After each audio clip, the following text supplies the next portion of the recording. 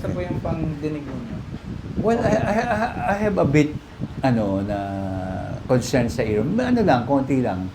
May pagsalita ng tao. May mga words na Hindi hindi... mo maratindihan. Oo. Pero, I-rate niyo po yung tunog Mhm. from 1 to 10, 10 yung perfect or pinaka-loudest. 8, 9, 8, 9. mga ganyan. Medyo nagbago siya, parang 7, mga ganyan. Good. Snap lang natin, snap. Nice one. Good. Mhm.